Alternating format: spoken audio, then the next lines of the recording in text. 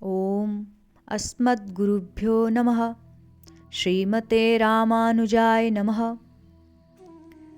क्रमशः से आगे पूर्व गाथा में श्री कृष्ण के नाम स्मरण किए बिना ही केवल श्री रामचंद्र जी का यशोगान किया गया और आप मनोहर भी बताए गए।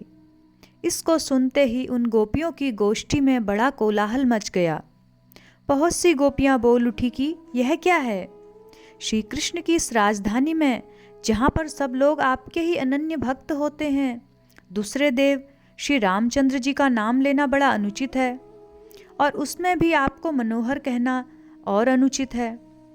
हमारे पातिव्रत का विनाशक है। वस्तुतः श्री कृष्ण की तरह रामचंद्र जी इतने मनोहर भी नहीं होते हैं। श्री कृष्ण का सौंदर्य वाचाम गोचर है, जिसके दर्शन करने पर अत्यंत वीतराग महर्षि लोग भी उस रूप से आकृष्ट होकर अपने जप तप आदि भी भूलकर उस सौंदर्य में ही लीन हो जाते हैं। मणि विडंबनी तस्य मनोहरे वपुषि मग्न मना मुनि मंडली जपम मुंचत होमम मुंचत व्रतम मुंचत वेदम मुंचत इत्यादि। और एक समय में जब पांडव दूत के रूप से हस्तिनापुर में दुर्योधन की राजसभा में आप पधारे, तब आसुरी प्रकृति वाले उस दुर्योधन ने अपने सभासदों को पहले से ही कठोर आज्ञा दे रखी थी कि श्री कृष्ण को अभ्युत्थान, प्रणाम, कुशल प्रश्न इत्यादि किसी प्रकार की पूजा या सम्मान नहीं करना। और वे लोग भी अपने मन में ऐसा पक्का निश्चय करके बैठे थे। परंतु जब हमारे श्री कृष्ण का उस सभा में आगमन हुआ, तब ये सब लोग आपके सौंदर्य से आकृष्ट होकर राजाज्ञा और तदनुगुण अपने संकल्प को भी भूलकर सब के सब आसन से उठकर खड़े हो गए। एवं सौलभ्य, सौशील्य आदि मनोहर शुभ गुणों का अगर विचार किया जाए तो निसंशय कबूल करना पड़ता है कि श्री कृष्ण के ये गुण ही अधिक व मनोहर होते हैं। क्योंकि उक्त रीति से आप पांडवों को दूत तक बन गए, अथवा इतनी दूर क्यों जावें? सर्वथा अज्ञ गोपालक हम लोगों से मिलकर श्री कृष्ण हमारे ऊपर कैसा श्रेष्ठ प्रेम दिखाया करते हैं। जरा बतलाइए तो सही कि श्री रामचंद्र जी के ऐसे सीमातीत सौंदर्य अथवा मनोहर गुणों का कहीं वर्णन किया गया है? अतः इस ब्रज में श्री रामचंद्र जी का यशोगान करना बड़ा अनुचित है।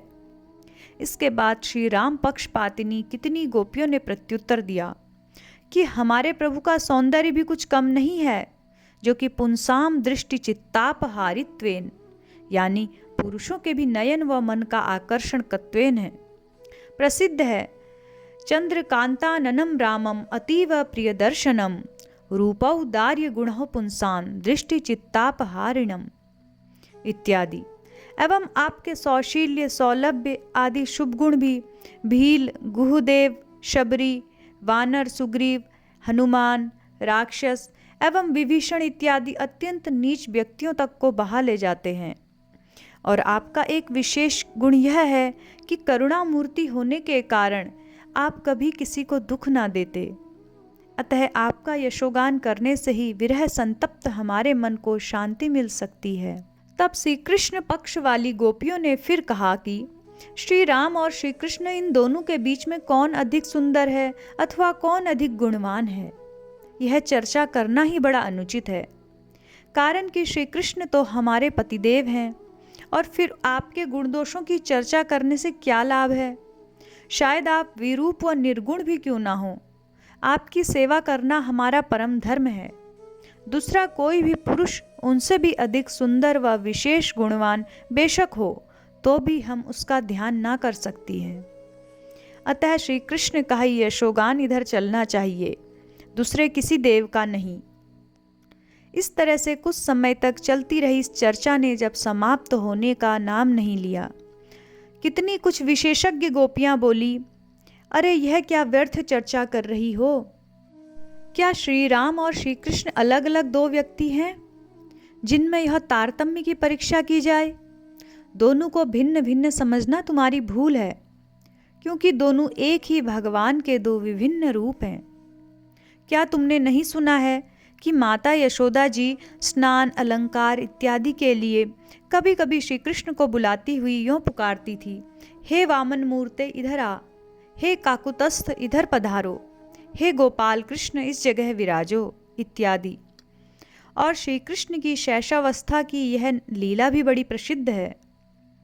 रामो नाम बभूवहुम तदा वला सीतेति हुम तौ पितुर्वाचा पंचवटी वने विहरतः तामा हरद्रावणः निन्द्रार्थ जननी मुखादिति कथाम कृष्णस्य संशृण्वतः सौमित्रे क धनुर्धनुर्रितिः व्यग्रा गिरह पान्तु नः। इसका यह तात्पर्य है कि यशोदा जी श्री कृष्ण किशोर को निंद्रा कराने के लिए झूले में अथवा गोद में सुलाकर उन्हें मनोहर कथाएं सुनाया कर रही थी। एक दिन रामायण की कथा चलती थी। माता ने कहा, पूर्व काल में राम नाम करके एक व्यक्ति था। श्री कृष्ण ने उत्तर दिया, फिर माता जी ने कहा, उसकी एक स्त्री थी सीता। दोनों पिताजी की आज्ञा से पंचवटी के पास वन में विहार करते थे। इतने में रावण ने सीता का हरण कर लिया। इस बात को सुनते ही बालकृष्ण चौंक कर, हे लक्ष्मण, मेरा धनुष किधर है, धनुष किधर है, बोलते शयन से उठ खड़ा हो गया। इसका कारण क्या था? माताजी जो कथा सुना रही थी वह श्री कृष्ण के अपने निजी चरित्र ही था। अतः सीतापहरण वृत्तांत सुनते ही उनके मन में ऐसा भाव उत्पन्न हुआ कि अभी हाल में ही रावण सीता का अपहरण कर ले जा रहा है। अतः अपनी प्रेयसी की रक्षा करने के लिए वह धनुष मांगते हुए उठ खड़े हुए। इससे स्पष्ट प्रतीत होता है कि बहूनी में व्यतीतानि जन्मानि कहने वाले श्री कृष्ण का ही एक अवतार है श्री रामचंद्र। अतः श्री रामचंद्र जी का यशोगान करेंगे अथवा श्री कृष्ण का यशोगान करेंगे, ये दोनों एक ही बात है। अब चलो दोनों के दिव्य चरित्रों को मिलाकर भजन। यह मधुर उपदेश सुनकर सभी गोपियां प्रसन्न हो गई और दो श्रेणी में खड़ी होकर अलग अलग श्री कृष्ण का और श्री राम का यशोगान करने लगी। इस परम विलक्षण रीति से प्रकृत गाथा गाई जा रही है।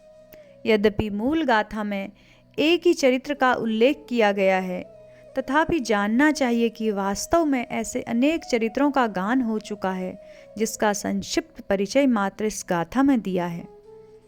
क्रमशः हरे कृष्ण। आलवार अंबेरुमानार जियर तिरुवलिगड़े शरणम।